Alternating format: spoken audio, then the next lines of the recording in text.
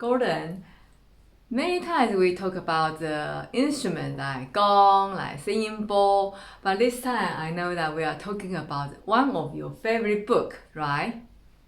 Yes, certainly one of the most interesting and inspiring reads that I've had in recent times, yeah.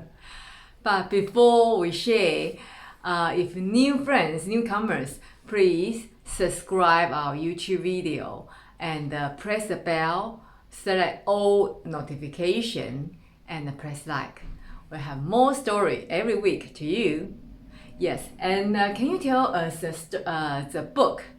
Your favorite book, the name of the book. Well, you've got it in your hand, so then if you hold it up, then that will help people to understand what we're talking about here. Yes, so it's called, I often get it the wrong way around, it's not called Sacred Sound, it's called Sacred Spaces. Sacred Space. Sacred Sounds. Although it's not about one particular space, it's many spaces. And it's by a very interesting writer called Susan Elizabeth Hale, who is an American who now lives in England. And I first came across her when I was looking on social media, and I found that she was interested in organising groups to go and sing to trees. Wow, yeah, sing to trees. Which was kind of fascinating because I've always had a love of trees, and I just thought it was an interesting thing to do. I go and sit and contemplate under trees, but I had never sung under trees. So can you shortly to review this book? What's this book for? So she wrote this book a few years back, and it's really a kind of an audio travelogue in a way. It's a story of Susan visiting all these, as we say, sacred sites all around the world. Some of them very well known. Examples would be Chartres Cathedral in France, the Rosslyn Chapel in Scotland, and the Great Pyramid in Egypt. All these famous sites. Many that you will have heard of. Others that are much more obscure that I'd never heard of, I must say. Maybe you will have done. But there's a whole series, and it's, as I say, it's like a travelogue. And what Susan does, she uses her voice. She's kind of an audio tourist, and she goes and what we call sounds, sings, not a jolly tune necessarily, just in tones, her voice in these spaces. So as a musician, as a sound therapist, what's this book inspire you when you read it? I think it was the connection between the travelogue side of it, visiting places, some of which I visited. It was fascinating. Some of them I visited, others I hadn't.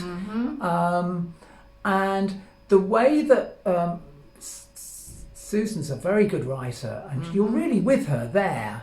You really do feel as though you're in the space that she's describing. And the most inspiring thing, I think, is getting to grips with the notion that all these places that she visited, there was a sense that the people who originally designed them and built them had the implications that sound was going to make in them.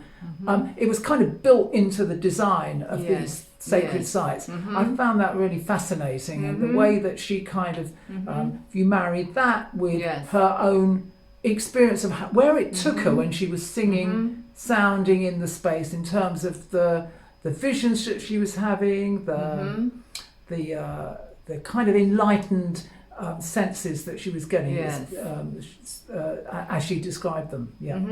And I know this book not only inspire you in several ways, and also you've been to some places quite sacred, and you have some experience can share with our audience, right? Sure. I mean, as I said earlier, that I've been to visit several of the places in the book, but then of course we've all visited sacred sites. We might not have sounded voices or play musical instruments in them, but I actually have been privileged to be able to visit and play or experience the sound, at least in many sites. I mean, shall we just talk about some examples? Yeah.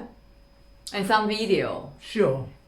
I mean, I think when we talk about sacred sites, we usually consider buildings contained within walls. And of course, we know enough about sound to know that this means that the sound resonates within the space. So should we talk about some of those?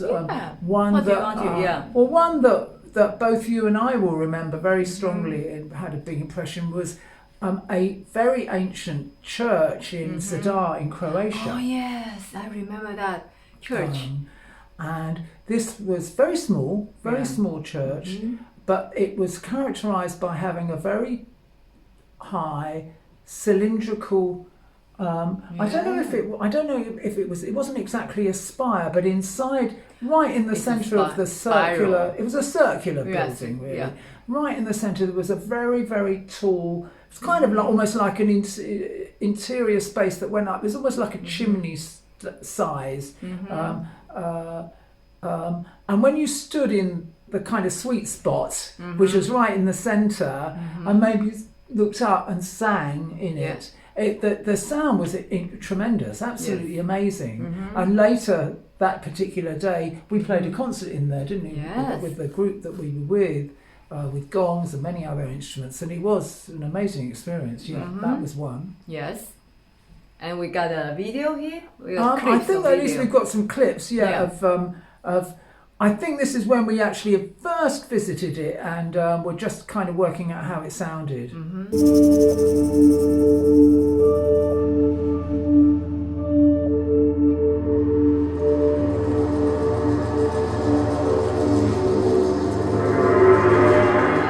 And the next one? Oh, another one. Yeah. Actually, this is on the same trip. It's funny the way that these things go together. Yes. And this is a good example of a sacred site that isn't contained within four walls. It's the top of the Bosnian Pyramid of the Sun. Yes, this is outdoors. So this is outdoors. We played this is very definitely a sacred site that we experienced. A very powerful energy source coming. We actually went before we played a concert on the top of this edifice. We actually went underneath it, didn't we? And kind of were exploring the source of the energy. And by the time we got up on the top to actually play, we had a big group playing, but I always remember there were three of myself and two other drummers, and we were actually sitting either around or next. Actually, I think it was right next to where the energy source was coming out of the top of this pyramid, and it really was an extraordinary sensation, and there was a real feeling. Although it was a very awkward place to do a concert because the ground was very uneven and people were stumbling about. Outdoors, it really was an amazing experience to be playing next to an energy source. And as I say, this is one where there's no four walls for the sound to resonate against. And this is also the clips from the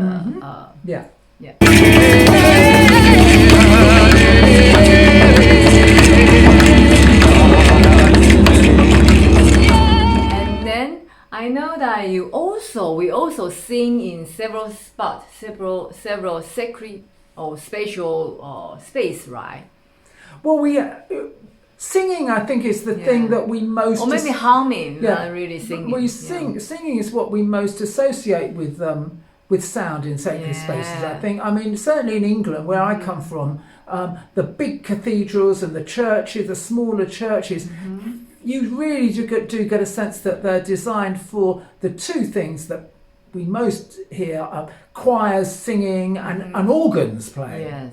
Very often there's organs built in. And we visited many churches in Europe, cathedrals in Europe with beautiful organs. that's a real feature of the kind of Christian tradition, at least in sacred spaces. Yeah. So this is a video. We shoot a short clips of the video of the singing.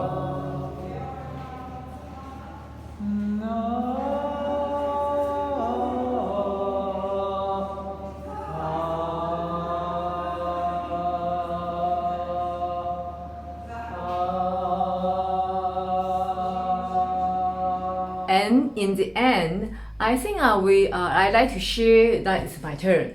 I want to share the very short video is shooted by mobile phone in the big bell the church. The bells. Yeah, now that's one thing that we really need to talk about. The bells. The bells are amazing. I mean, we're shooting this video in France, and we just visited a small town on the Normandy coast called Honfleur, and a very old church with a very old steeple with a beautiful. Well, you reckon there were 2 bells in there? Yeah, the first part, the entrée is the small bell, and then the bigger bell. But certainly the bells that sound in the steeples of churches are something that which are very, very beautiful to hear sometimes. Sometimes the bells are nicer than others, and these ones, if we've got a clip of that, Eiling, then that's a wonderful thing to go out on, because that's a beautiful. At least I heard one of the 2 bells was really, really resonant. Yeah. So we hope you enjoy the last video of the church bell, and please subscribe and press the bell and give us thumb up. We see you next time. Bye for now. Bye.